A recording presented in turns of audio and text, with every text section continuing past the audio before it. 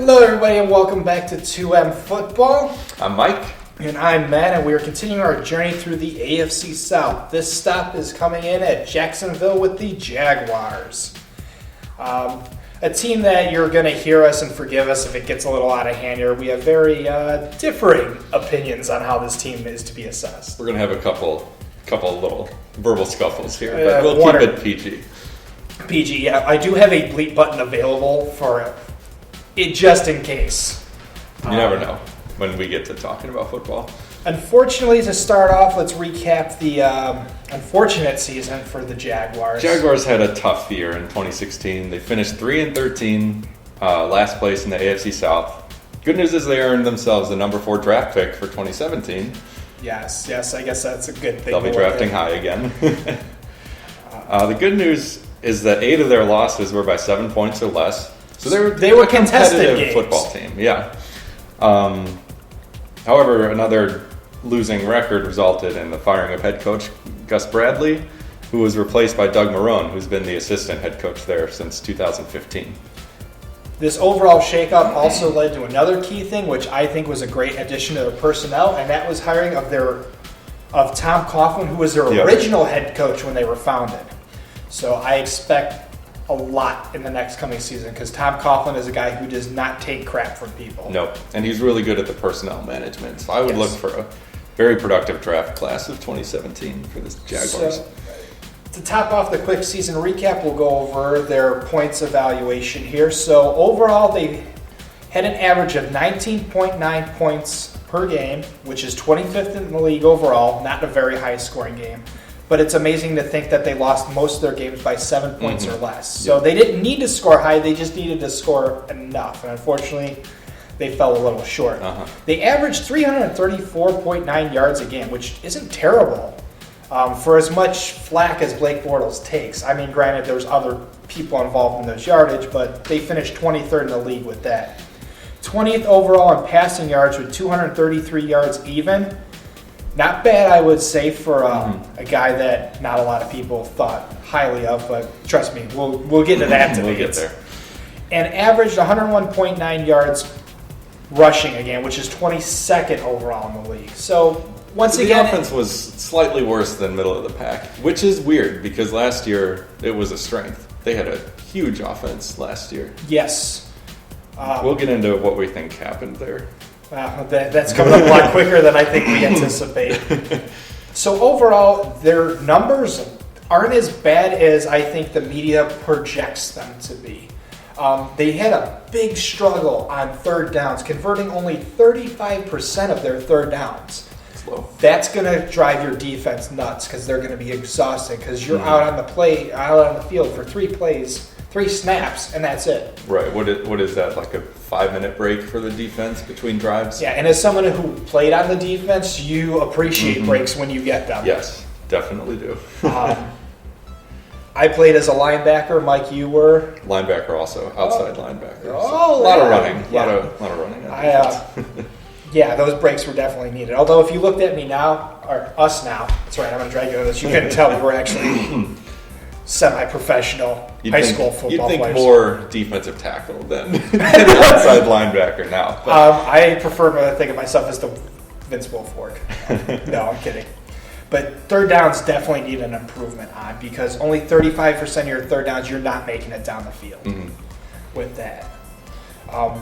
Their first down numbers, 23% came on the run, 64% on the pass, which is about what you would figure. And 13% came on penalties, so a little bit higher above the 10% average, but nothing that was drastic. Yeah. And field goals under Myers wasn't bad. They made 79%, but as we stated in our Texas assessment, this was a very weird year for kickers. Yeah. So I can't hold these field goal numbers yet because there were some changes, and I think it's taking everybody time to adapt to it, but it was just a bizarre year for kickers. All right, you ready to jump into what's going to be the question is, are they ready? Our hot topic? We've already been at each other's throats, so we haven't just started. So without further ado, let's get to breakdown of this offense and defensive sides of the ball. And Mike, when you talk about offense, it all starts with the guy under center, and for the Jaguars, that's Blake Bortles. Bortles, this was his third year. He was the number 3 overall draft pick in 2013. And, well, I'll just give you what I got first, and then give you your rebuttal. So he threw more passes than any other year in his career this year. 625 attempts. Yes, that was a career high for him. But his yards per attempt went down a full yard. His touchdowns went down 12. He had 35 2 years ago and just 23 last year, compared to 16 interceptions, which isn't abnormal. It's not too bad, but it looked much better compared to 35 touchdowns than it does compared to 23 this season. But the biggest thing that jumped out at me, just from the numbers, is that the big plays went away. In 2015, he threw 72 passes completed for 20 yards or more. That's a lot. That's what we're talking about, the high-power offense they had 2 years ago. This year, only 43 passes of 20-plus yards, which is almost half of that. And we'll get into, there's a lot of reasons for that, but some of it has to do with Blake Bortles. Whoa. He shares the blame with his receivers. We'll get into the receiving core in a minute. Get ready for an in-depth analysis, and most of you listening are probably going to be like, what is going on? But Bortles struggled this year. And I won't deny that, all right? I will admit, yes, there were decisions he made that weren't in the best interest of the team. Like, there were times on the field instead of throwing it away, and this is a lot of quarterbacks are guilty of this. They try to make something out of nothing. They throw it up in hopes. And I don't care if you're Tom Brady, if you're Tony Romo, if you're Blake Bortles, if you're Tom Savage. If you throw it up, it's a bad decision in my book, because that play is going to get analyzed in 2 ways. If it works, it's the greatest idea they ever had. If it fails, it's the stupidest decision. But to me, it's never worth the risk of just throwing it up and hoping somebody makes a play. Mm-hmm. And I don't care who you are. I don't think any quarterback should ever throw it away. It sucks because it's an incompletion, but it's better incomplete than intercepted. Right. And Bortles, like other quarterbacks, just occasionally would throw it up and hope, and it just didn't work out the way that he had hoped. It was picked instead of receivers going up and getting it. Right. And 16 interceptions, that averages out to an even 1 per game. And most quarterbacks are going to have more games with interceptions than not, I would say, excluding the very best, like a Rodgers who can go half a season without throwing a pick. Blake Bortles is never a guy who's going to do that. Right, yeah. So, but even just one can kill a team if it's in the wrong situation. It's about timing. Yeah. It comes at the very worst desperate times, and sometimes that's why they happen, is you're desperate to get something going, so you try to force a ball into double coverage. Mm-hmm. And this is, again, where we start to disagree more and more, and now the debate begins, because I think while it reflects on the quarterback, which I don't always agree with, and at least as far we agree on that. Yes. That some of these statistics are unfair to quarterbacks. Mm-hmm. Because on a lot of these games that I watched, it's on the receivers. The ball goes in their hands, they for some reason don't catch it, it gets tipped and it gets picked. Right. Unfortunately, does that go against the receivers? No. It turns around and goes as an incomplete and an interception towards the quarterback. And I think Bortles' fate is directly tied to Allen Robinson, his number 1 receiver. Last year, Robinson was huge. He had a breakout season in 2015. He averaged 17.5 yards per catch over the course of the entire season. Not last year, I'm talking 2 years ago, which is insane. That's so many yards per catch. Yeah, that's because of those deep ball passes. He had 14 touchdowns 2 years ago. Okay, I'll give you this year's numbers too. So his average went down from 17.5 yards per catch to 12 this year. Mm-hmm. His touchdowns went from 14 last year to 6. That's less than half, obviously, if anyone needs help with the math. And he looked at me for some reason, guys. I don't know why. And just like Bortles' big plays went down, Robinson's big plays went down too. He had only 11 catches of 20-plus yards this year compared to 31 the previous year. And some of that's on Bortles, but a lot of it's on Robinson too. He had drops. Yeah, that's an understatement of drops. All the receiving corps just struggled to do their kind of one of 3 parts of their job. One is to actually run the route. 2 is to actually catch the football. Right, and Robinson had some very untimely drops too.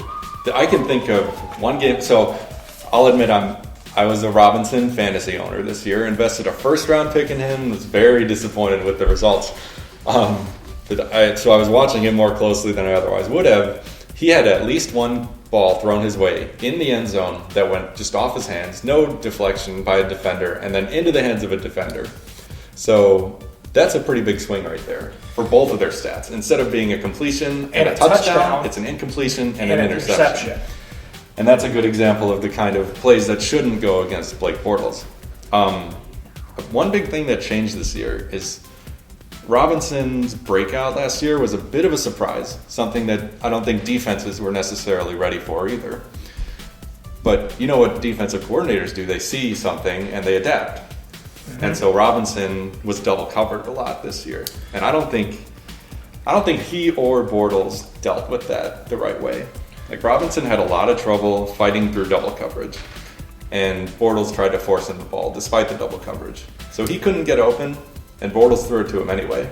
And a lot of times that resulted in something bad. And that I will fully say in backup of that, that's a decision making on Blake Bortles' part. Mm-hmm. I mean, there's one thing to have that safety net of like a go-to person, which for most quarterbacks is usually a tight end. Yep.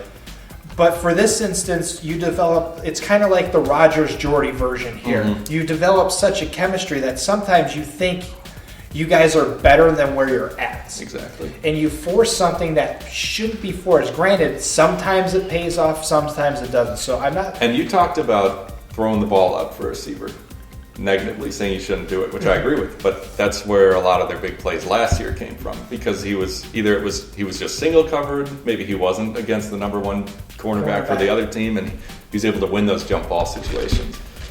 But that was much tougher to do this year, and they both suffered for it. And I think that, the offensive coordinator, too, has a play in this because he designs these calls, mm-hmm. works with the quarterbacks, and if he gives you the play call that says, go to Robinson, even if he's double covered, I mean, the quarterback, unless you're one of the few, like where you're Peyton Manning and you run the offense, despite what your offensive coordinator thinks, mm-hmm. He's going to do what he says because usually a lot of quarterbacks trust their coordinators. Right. But I think it's a case where, Bortles, this will be his fourth year in the league, so he's had time to settle in, but now all of a sudden you have a shakeup in Jacksonville. Right. You have a head coaching change, you have an offensive coordinator that's most likely going to change, depending on mm-hmm. what... He's probably got one more year to see if he can get back to 2015 form. And I think it's potential. Mm-hmm. They did start to adapt by the end of the year because Bortles started to utilize Marquise Lee. He was a rookie maybe last year, 2 years ago. He was drafted. And he went from 15 catches last year to 63 this year for 850 yards and 3 touchdowns. And I think Bortles started to adapt to the fact that he can't always throw it up to Robinson because defenses are ready for that now. And he started utilizing Lee more. And I think a lot of help is going to come to once they start to adapt a better run game. Because that's a good segue. Because unfortunately, granted, I'll end this discussion with the final note of I think Blake Bortles is better than people perceive. I think he's on the uprising, and what helps me solidify that in my mind is the fact that Tom Coughlin came out and said Blake Bortles is our quarterback. Mm-hmm. This is a guy that coached Eli Manning, say what you will about how you feel about those Super Bowls, to 2 Super Bowl victories. Mm-hmm. This is a guy that if he doesn't like you, he will replace you. And for him to come out and say there's great potential here makes me believe that this was possibly a fluke year, but I think that they're moving in a better direction with Bortles. But they need to establish that run game. Yeah. Because otherwise it's all on the quarterback. Right. One last note about Robinson is that he's just going to have to adjust his game and figure out how to fight through double teams because it seems impossible, right? It's like, what's he going to do with 2 guys on him? But look at every team has a clear number one, especially big guys like Julio Jones, Des Bryant. Mm-hmm. These guys, despite the fact that everyone knows about them, everyone knows they're the best receiver on the team, everyone knows they're the quarterback's go-to guy, but that doesn't stop. They're still not able to stop it.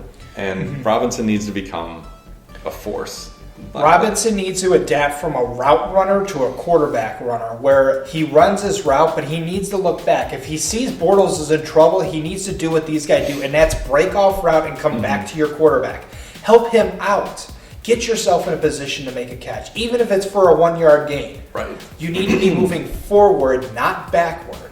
And he needs to be strong enough to get through these defenders that are on him. Even if he doesn't go through but goes up and gets it, there are some plays that I watched that Robinson just didn't fight for the football, where some of these guys, they'll rip your damn helmet off. All right, so close the book on the Bortles discussion for now. And, he's good. We'll see. I'm drafting him in fantasy. We'll see how that goes for you. And we'll move on to running backs. So last offseason, Jaguars signed Chris Ivory, who has been a standout with the Jets the past couple of years, but didn't really translate to as great of a season as everyone would have hoped this year. He played in just 11 games in 2016 due to injuries, and he averages 3.8 yards per carry, which is kind of low, and just 3 touchdowns, which is very low because that's been his calling card, really, is being a strong physical runner who can get through Your through third blocks. down runner. Yeah. Third and short runner is what he was meant to come in and do. Right. And so complimenting him is TJ Yeldon, who they drafted 2 years ago. His workload got cut way down, I think, mostly because of the addition of Ivory. But he also didn't run the ball very well. Just 3.6 yards per carry and just 1 touchdown to go with 2 fumbles. And his longest run was only 16 yards. Yeah, that's surprising. I mean, Ivory's longest run was a 42-yard sprint. And he's not the fast guy. You expect that from Yeldon more. Yeah, Yeldon is their elusive back, where Ivory was supposed to be that complement of a hard third down or goal line running back to power through your defensive line and get in. And only 3 touchdowns for it's weird. Power back? Yeah. And Yeldon did get more active in the passing game with 50 catches this year compared to just 36 the previous year. And let's put this into perspective. The combine of these 2 backs was 4 touchdowns. Blake Bortles rushed for 3. Yeah, it's a good stat.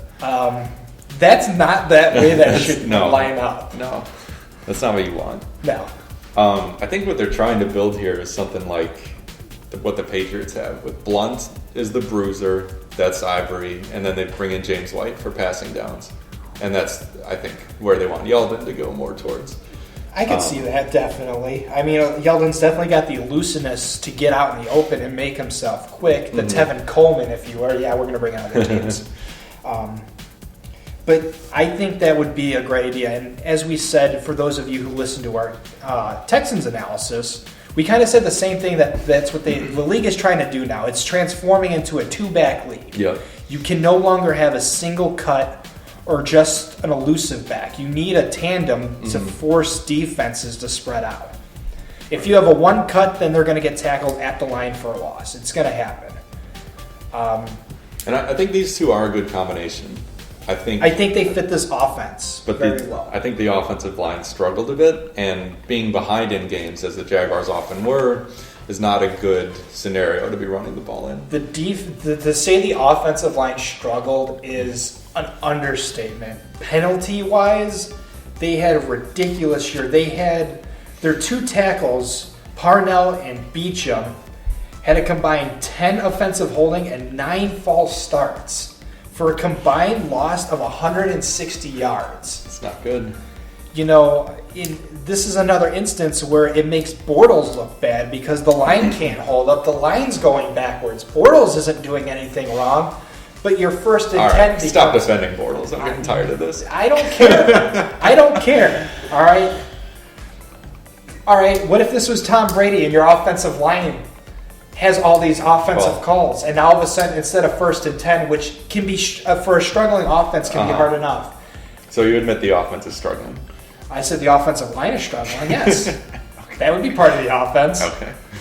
But all of a sudden, you're 1st and 20. Right. Because of 1 stupid penalty. Now all of a sudden a false start. Now you're 1st and 25. It's a big setback. You know, it's just, you're struggling. You can't have these things. You're going the wrong way. Just since you mentioned Beecham, it's surprising to me how much he's struggling, because if you remember, he was in Pittsburgh a few years ago, and maybe the rest of that line made him look better than he really was, but that offensive line has been stellar for a long time, and I was surprised when they let Beachum go. But maybe they knew something that we didn't. Don't. Yeah, because we don't work for the Steelers organization. not yet. Not yet. Not yet. Is there something you want to tell me? Newsflash. Breaking 2M breaking news. Beachum himself had 75 penalized yards accepted. That's not good. Yeah. But as we've said before too, is like players aren't as plug and play as you would think. You may play the same position, but the way your offense is structured, the way your coordinators, the way your blocking's called, it's like if you pulled Tom Brady from the Patriots, there's no guarantee you could put him in, say, Kansas City, and he could perform at the same level. Right. Because that offense is called a very different way. So it is possible that maybe he fit the Steelers well. He needs time to adjust, but that time needs to come sooner rather than later. It does. And this was just his first year, I believe, with the Jaguars. So he has time to figure things out and turn things around and hopefully get things more in his favor for year 2.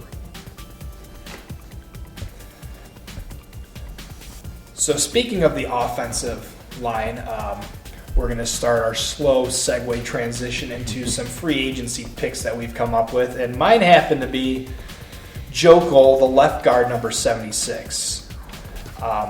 Turns out it's a lot harder to judge linemen's players' performance than you would think. And little did I know, because I should have looked a little bit more into this, but as of week 6, maybe even before, he was on IR, and I didn't know this. So I only had 2 games to analyze him, and while that might not seem like a lot, it gives you something. Linemen play every snap, So you always have something to watch. What I rated him on was his pass rush stop. So how good is he against that front line to stop? Like hold him at bay. he'll be lined up against the tackle usually then. Yeah. His assistance in gap creation. So does he do a good job at helping form open that gap to create a running lane, which is crucial for a run game?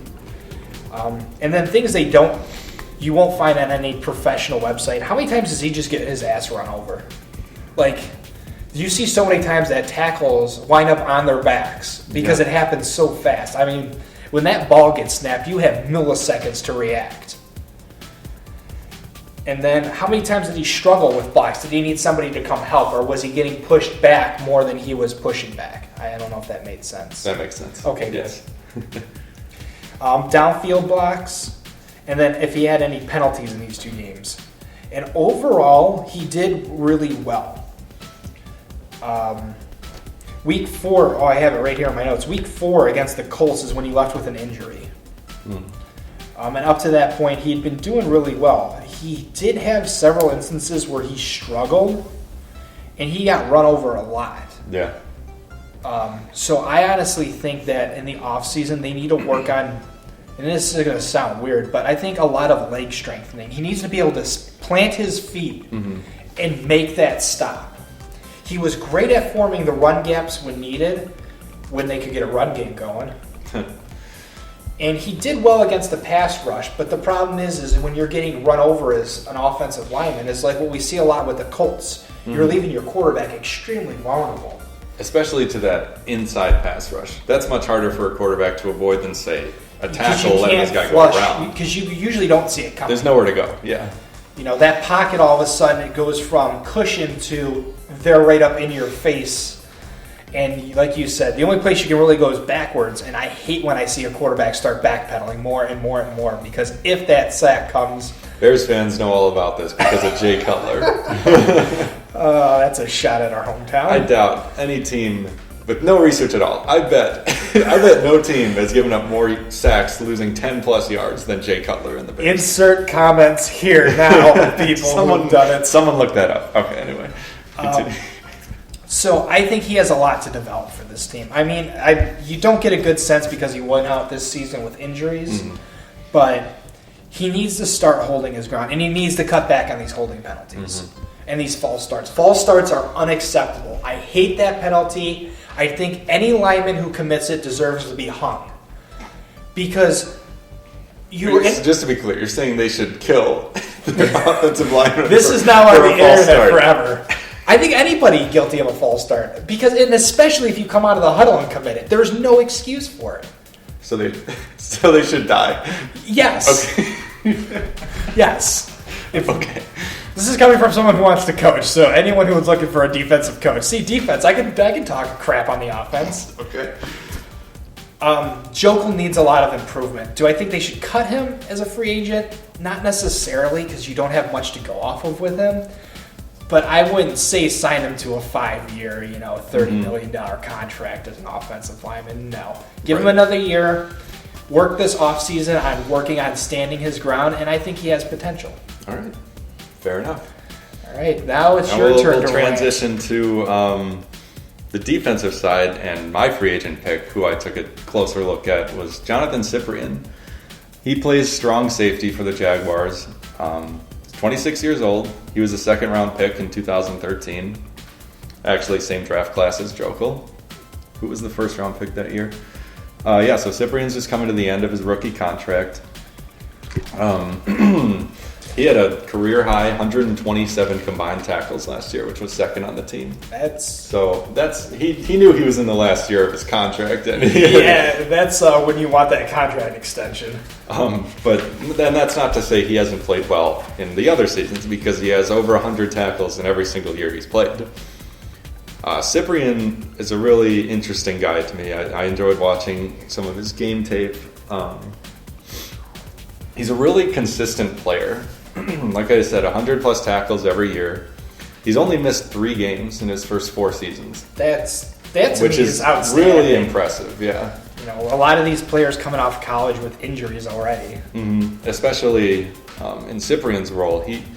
His position is safety, technically, but from what I saw, he lines up next to the linebackers most of the time. He is not a coverage safety. He's an enforcer. He's the perfect of the Jacksonville Jaguars. Well, perfect a linebacker.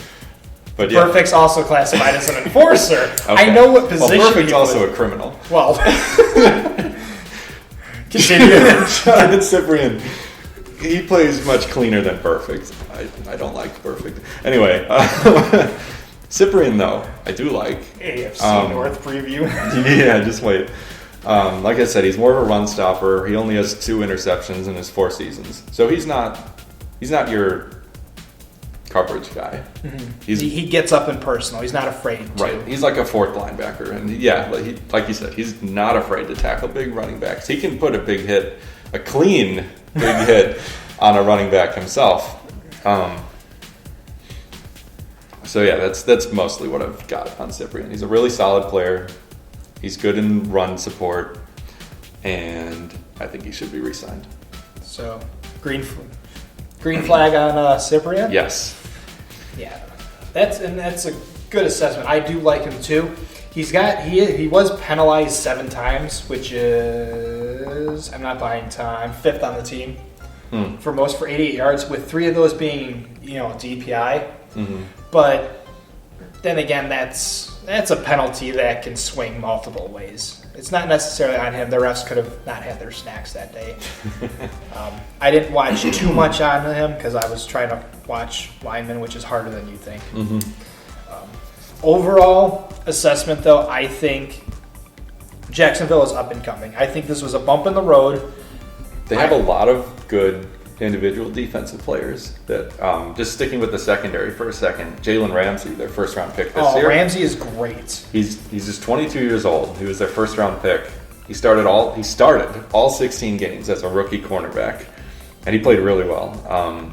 He's physical. He's a big cornerback. A lot of these corners you see are under 6 foot, and that makes it difficult for them to hang with big guys like, I guess, Allen Robinson, Julio Jones more. But Ramsey, he's really physical, and he was pretty good in run support too. He had 65 tackles, which is a lot for a corner. 2 interceptions, 1 return for a touchdown, and he had 14 pass deflections and a forced fumble. So he was an impact player in year 1. I'd say he's going to be a cornerstone of the secondary for a long time. Yeah, Malik Jackson's another guy that I like that I think is up and coming too. I think he's another defensive player that overall, He was a free agent signing last year. They'd been with Denver, I think, before that. I believe so. That sounds about right. Yeah, he plays tackle. Defensive tackle, and he had 6.5 sacks at that position and 4 pass deflections, which is pretty impressive for a big guy defensive tackle getting in the quarterback's face. Oh, for sure. Their linebacking core is pretty good too. Paul Posluszny. Posluszny. Yeah, there we go. Got the SZ combination in there. I think is great. I just think this team overall is way better than the numbers or people give them credit for. I mean, we all read statistics. I was pretty ignorant towards everything until I actually started looking into this team and realized. Right. When you look at this team, the personnel doesn't look like a 3-13 team. No. And I think as much as I usually don't like firing people due to continuity of a team, I think maybe this was the right time for Jacksonville to move on. Yeah. And I have high hopes for Doug Marrone, especially now that he has Tom Coughlin in his back pocket. I agree. I expect Bortles to have a bounce-back season. I still am a fan of him. I think he probably, in the offseason, he needs to work on chemistry with his receivers, especially his second and third receivers. Yeah. And then the receivers need to learn to practice on going off route and coming back to help their quarterback. Don't force your quarterback to make those sketchy throws, especially if you know you're the number one targeted receiver. So that wraps up Jacksonville, unless Mike has anything else he'd like to add. Nope. All good. All good? This is a team on the rise for sure. I expect them to be not last place next year. They could double their win total. Get to 6-10. I could see it. And as long as they show improvement, I think that'll make Tom Coughlin and the Jacksonville owner happy. Yeah. Could help save Bortles too, because he's now entering the last year of his rookie contract. I think they're going to re-sign him. Yeah, I think so too. So thank you all for listening again for our Jacksonville recap. If you liked what you heard, there's a subscribe and like button below. We'd appreciate it if you click it. The buttons would appreciate it too. Leave your comments below on your opinions. Do you think Blake Bortles is better or worse than what I think or what Mike thinks? Do you think this is a team on the rise, or do you think they're actually competitive? But please be respectful. We appreciate nice comments and fun debate, nothing mean or malicious. And stay tuned as we continue our journey through the AFC South. See you guys next time. Bye-bye.